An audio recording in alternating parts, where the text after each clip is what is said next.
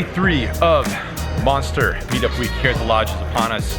So far, it has strictly been the No Limit Hold'em 2-card variety of poker fun happening here at the Lodge. Today, a little bit different, possibly a lot different.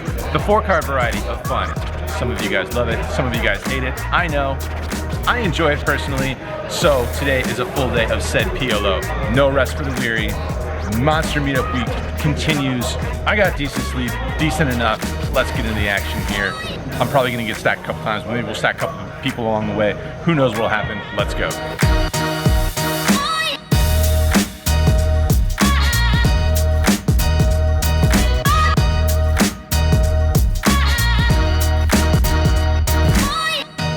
The game might be billed as Pot Limit Omaha with a 3-blind structure of $5, $5, and $10. But if I've learned anything during my many poker trips to Texas, is that those numbers mean nothing.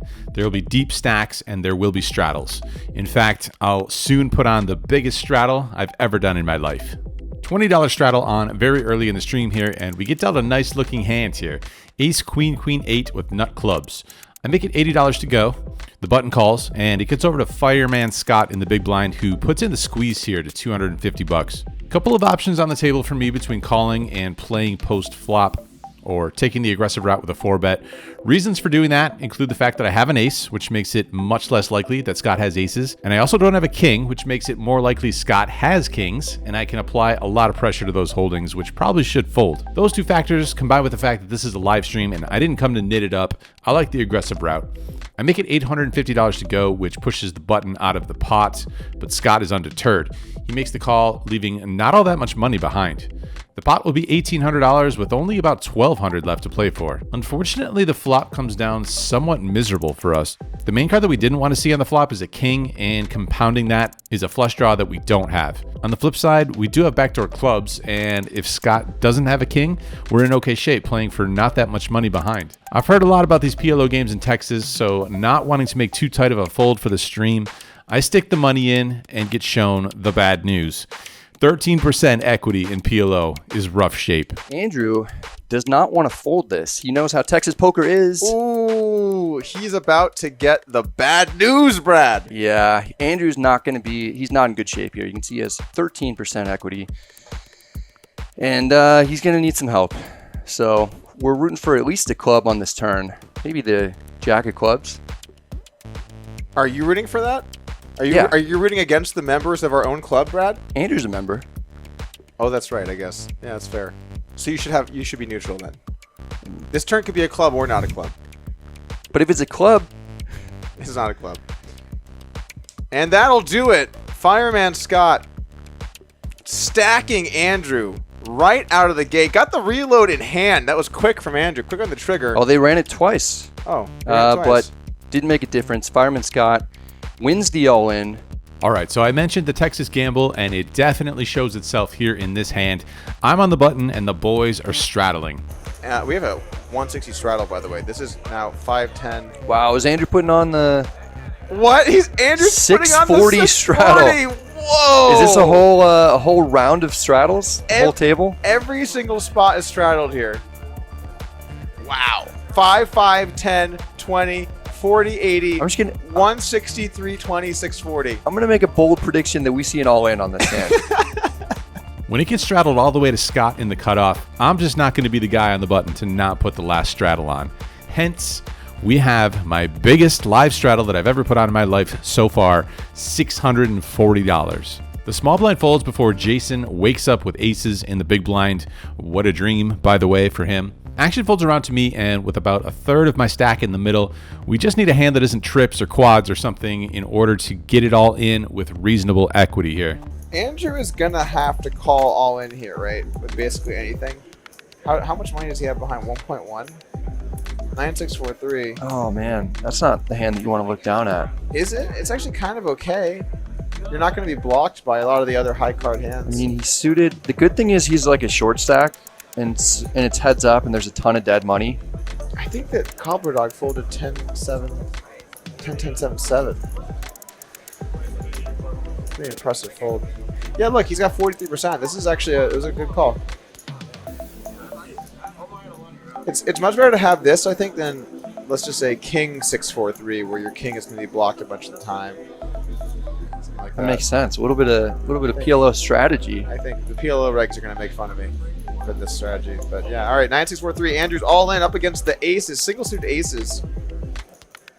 His hearts are live. Get He some has- low cards Yeah. and some hearts for Andrew. Press 1 in the chat if you want to see him win. Ooh, brutal flop for him. He flops bottom 2, but Oh, is no. crushed Oh, by no. top It's set. Oof. And Oof. Wait, they're running it multiple times, guys. okay, but that's even worse for him because No, some of his outs are No, gone. it's definitely better that he has a chance to win half the pot. Yeah, but the 9 and 6. I think it's better that he has this run. 10-9-8. 7 He has ball. a gutter of the 7. 7. And he hits it. And that's going to hold. There's no way that he can lose this pot. It's not a chop. This is not Andrews- no limit. Hold him. Yeah, Andrew uses his 9 and 6 to make it straight.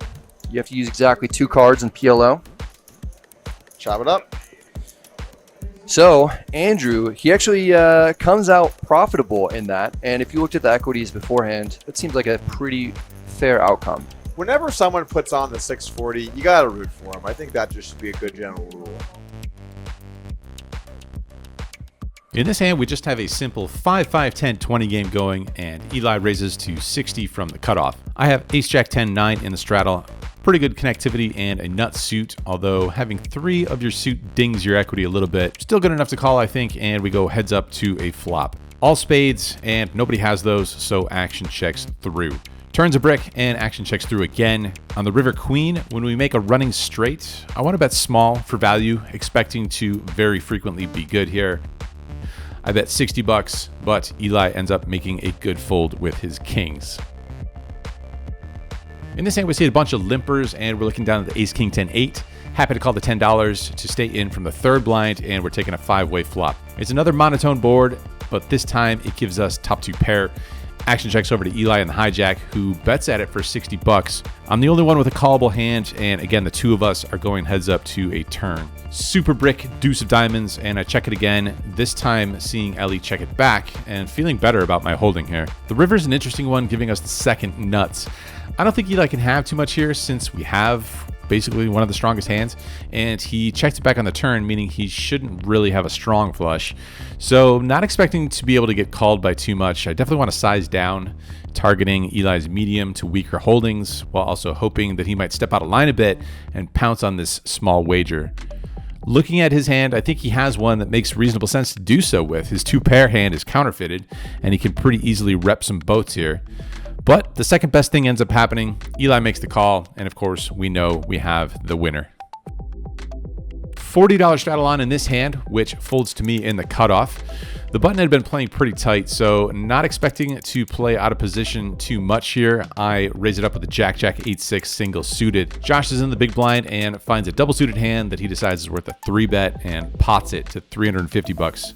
Swim has a similar hand in the straddle and decides on a cold call. And I think this is one of the bigger mistakes of the session for me here.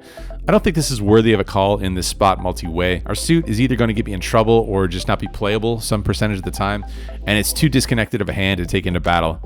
We're essentially set mining here and nothing else, and as expected, when you're relying on only a portion of your hand to come through for you, you're going to end up with the smallest equity of the 3 participants heading into the flop.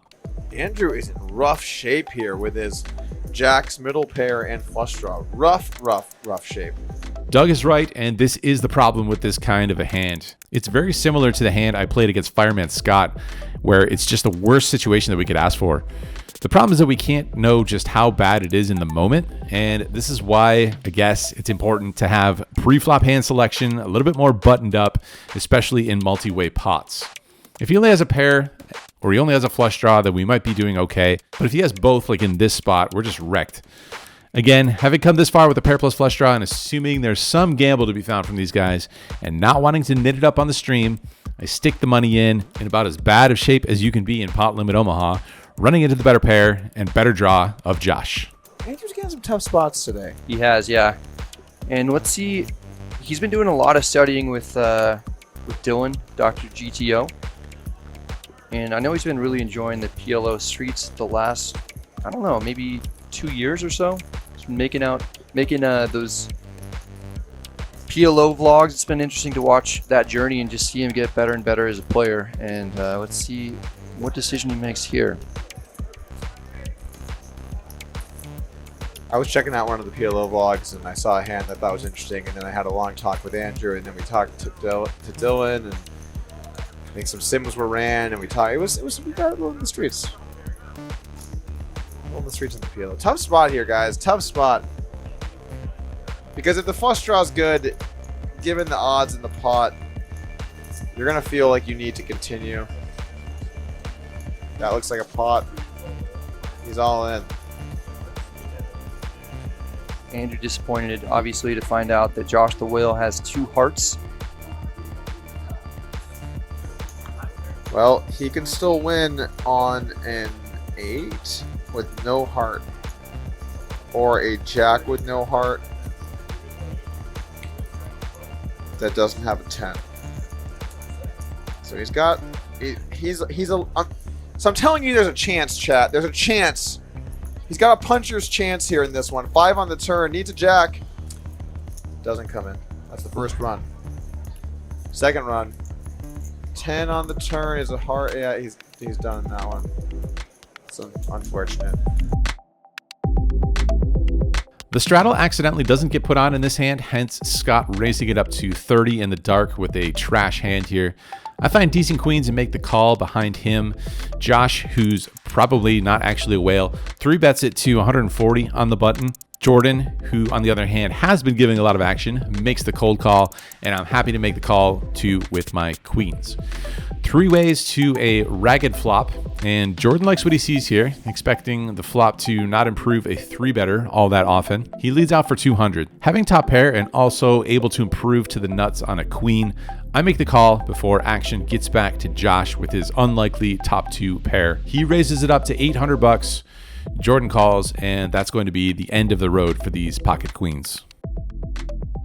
The $40 straddle is back on in this hand, and action folds over to me in the cutoff. Again, expecting to assume the button, I raise it up to $125, and only Jordan makes the call defending his straddle. Heads up to 10-7-4, again giving us top pair, and this one ends up being pretty uneventful, but you know, when you're getting punished left and right, you find victories, and you share them where you can.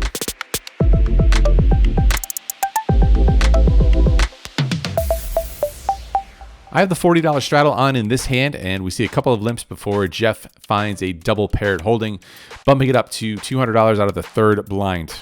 Over to me, and we find a hand that we're happy to put in a re-raise with. Aces with 1 suit and a 2nd pair.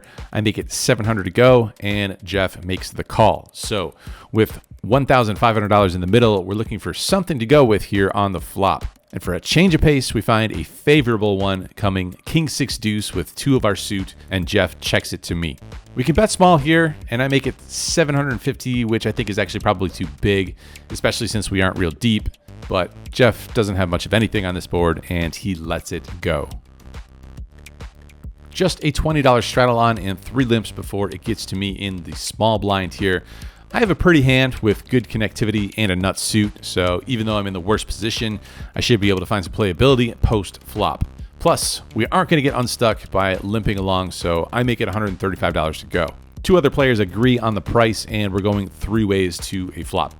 So he's down a little bit of money on stream. And let's see if you guys hitting that like button is going to pay off. Fireman Scott looking at Rick and Mike on the button, I think. 7-4-4. Pretty brick flop here. Josh does connect with the 7. Andrew is going to fire out a continuation bet. 115 to go. Fireman Scott's got the best hand, but he can't be feeling super confident with just the pocket 8s. Lets it go, and Andrew takes down. Nice little continuation bet, winning the pot here for Andrew. And even though your opponents have a lot of cards, still most likely they did not connect with that board, especially the low cards a bit less likely. Gotta be willing to sometimes take a gamble.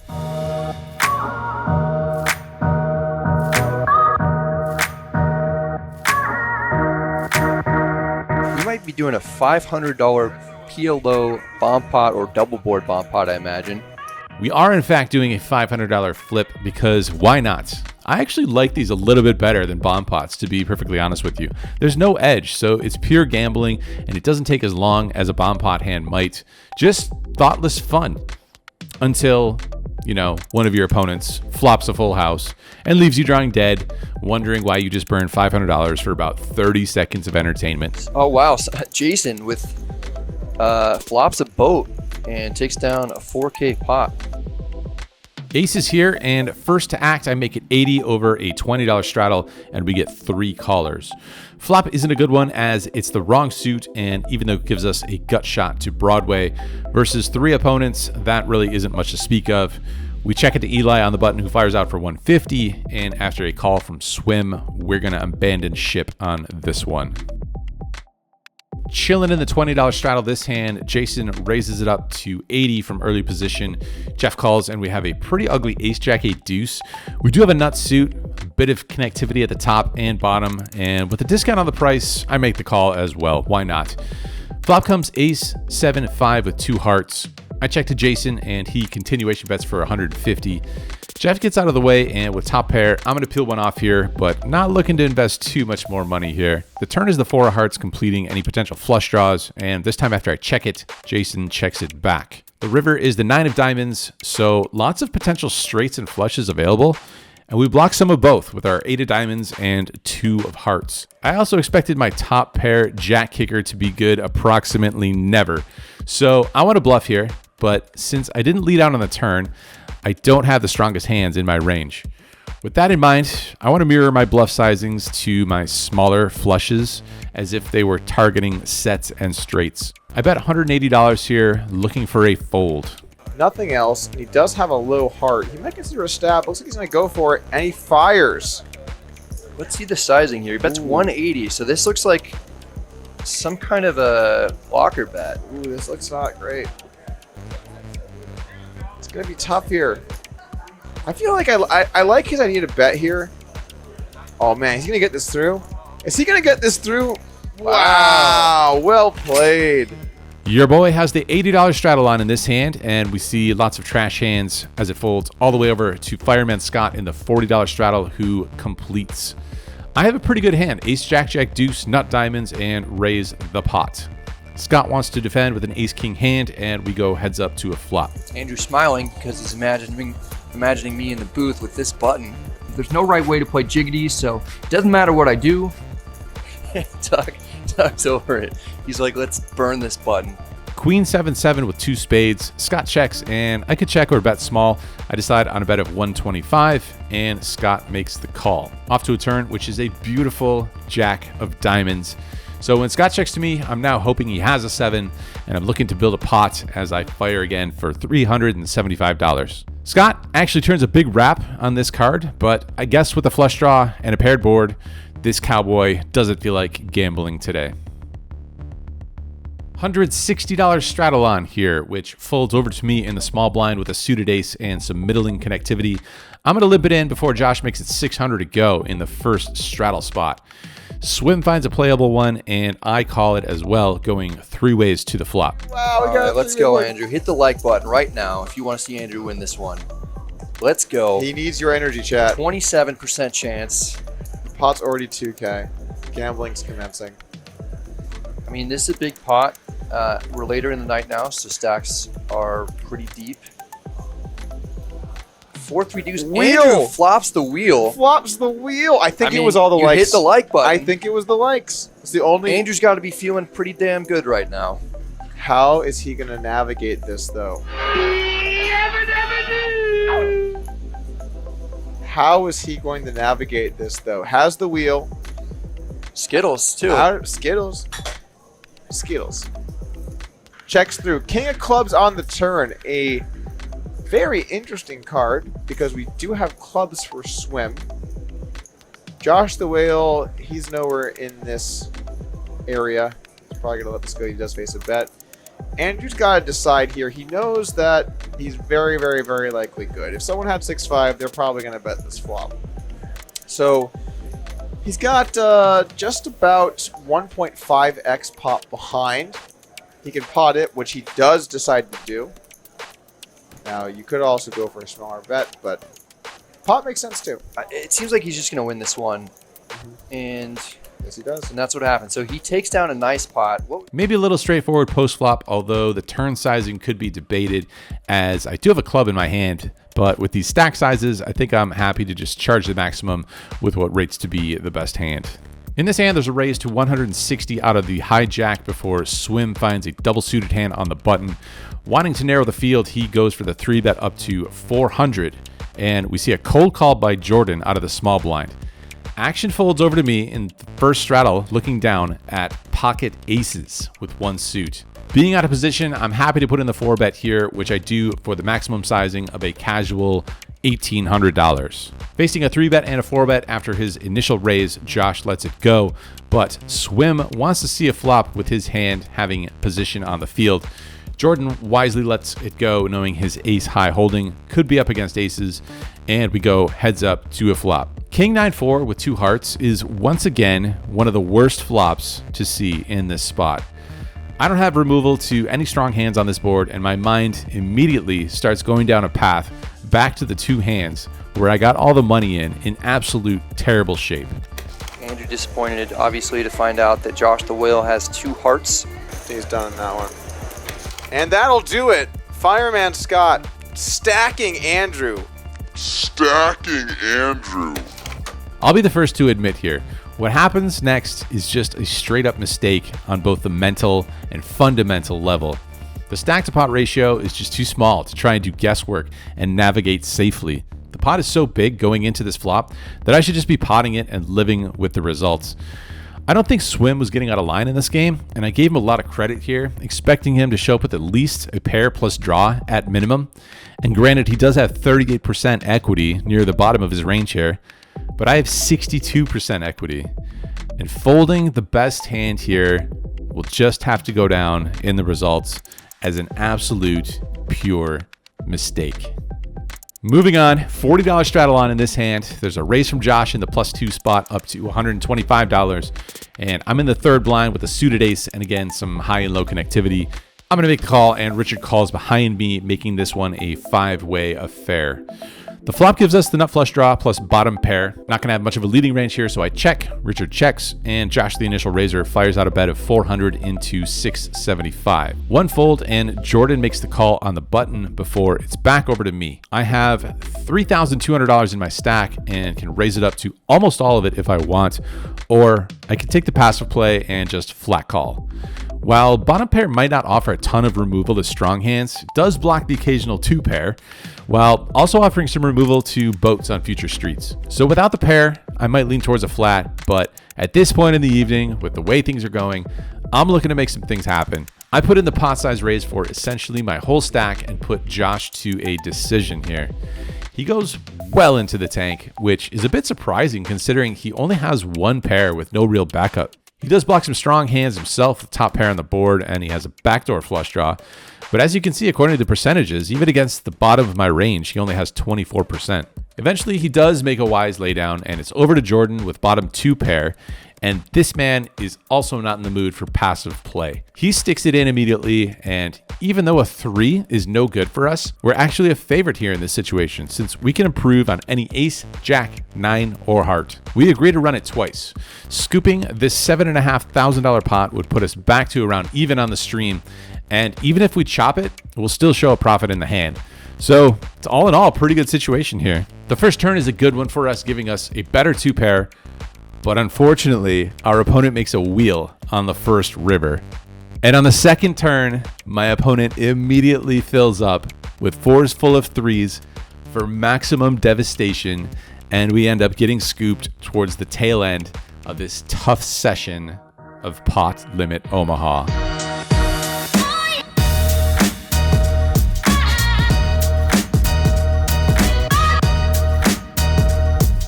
All right, time for one of Andrew's patented good news, bad news wrap-ups. Bad news, as you can guess, played bad and ran bad on this live stream table, which resulted in a loss of $6,200 on this table. Good news is that I found some run good, found some success in the PLO meetup game that was going on before the live stream, including some success in this hand where I was able to get all in pre-flop for $1,840 three ways with pocket aces. At least you have a suit. So, like, you own a suit. That's good. So flop. Do you have a 7? Good, Andrew. You guys are good.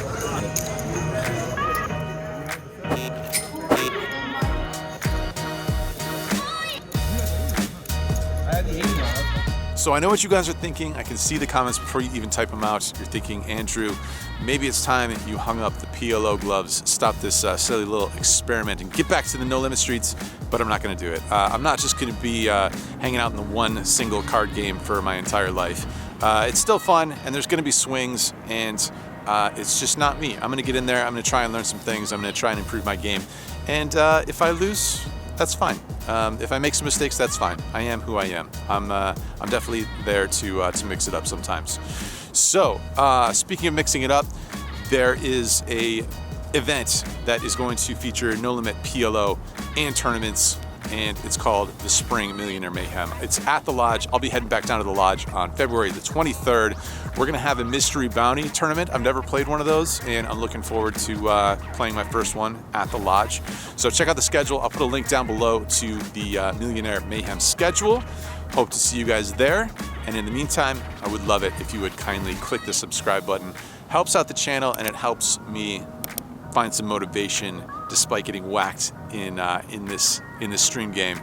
Find some motivation to put together in the next video. All right, cheers guys, see you very soon.